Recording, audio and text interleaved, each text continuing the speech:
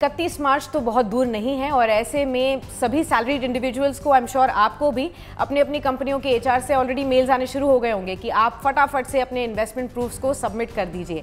तो जिन्होंने अभी तक टैक्स प्लानिंग नहीं की है वो किस तरीके से अपने इन्वेस्टमेंट प्रूफ्स सबमिट कर सकते हैं जिससे कि उनको आसानी भी हो जाए और टैक्स की प्लानिंग भी हो जाए, यही सबसे पहले जानते हैं। तो गौरी बताइए किस तरीके से कोई शुरुआत कर सकता है, किसने अभी तक बिल्कुल प्लानिंग नहीं की है टैक्स की वित्त वर्ष 2023 के लिए? देखिए बहुत लोग हैं अभी भी जिन्होंने कोई प्लानिंग नहीं की है और मुझे तो ऐसा लगता है ज़्यादातर लोग आखिरी समय पे करते हैं।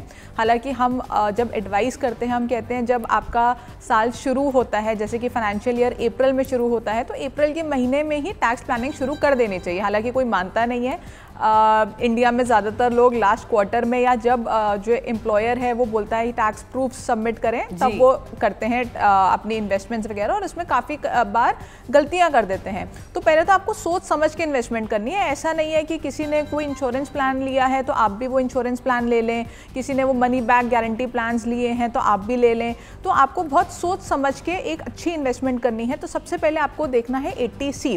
80C बहुत कॉमन सेक्शन है अगर आप ओल्ड रिजीम में जा रहे हैं। तो उससे भी पहले इनफैक्ट मैं कहूंगी कि आपको ये देखना है कि आपको ओल्ड रिजीम में जाना है कि न्यू रिजीम में जाना है। जी, ये बहुत अक्सर सवाल पूछा जाता है, बहुत लोग कंफ्यूज्ड भी होते हैं। क्योंकि अगर आप न्यू रिजीम में जा रहे हैं तो आपको इन्वेस्टमेंट करने की जरूरत ही नहीं है, तो आप कोई गलत डिसीजन ना लें। इससे पहले आप ये देखें कि आपको ओल्ड रिजीम में रहना है या आपको न्यू रिजीम में जाना है। अगर हम बात करें कि आप ओल्ड रिजीम में आ रहे हैं और आप ओल्ड रिजीम में टैक्स बचाना चाहते हैं तो आप 80C को सबसे पहले देखें। 80C में आपके कितनी चीज़ें ऑलरेडी हो चुकी हैं। जैसे आपकी अगर बच्चों की ट्यूशन फीस जाती है तो वो तो ऑलरेडी जा रही है, PF कटता है ऑलरेडी कट रहा है, कोई आपके हाउसिंग लोन है उसका प्रिंसिपल रीपेमेंट हो रहा है वो भी हो रहा है, उसमें कोई मार्जिन है तो आप और स्कीम्स देख सकते हैं। जैसे आप ELSS देख सकते हैं, 5 ईयर FD देख सकते हैं।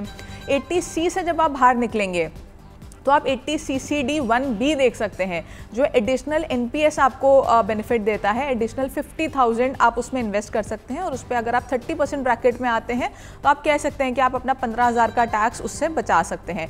स्टैंडर्ड डिडक्शन आपको मिलती ही है। इसके अलावा जो इन्वेस्टमेंट और आपको डिडक्शन जो आपको मिलती है आपके इन्वेस्टमेंट्स पे या खर्चों पे, वो थोड़ी सी स्पेसिफिक होती हैं। जैसे अगर आपने हाउसिंग लोन लिया है तो आपको इंटरेस्ट की डिडक्शन मिलेगी, आपने एजुकेशन लोन लिया है तो आपको एजुकेशन की बेनिफिट मिलेगा, इंटरेस्ट का जो आप रीपेमेंट कर रहे हैं उसका आपको सारा का सारा अलाउ हो जाता है। तो ऐसे कुछ सेक्शंस हैं जो आपके पर्टिकुलरली एक पर्सन टू पर्सन डिफर करेंगे। वीडियो पसंद आया तो हमें लाइक, कमेंट, शेयर और सब्सक्राइब जरूर करें।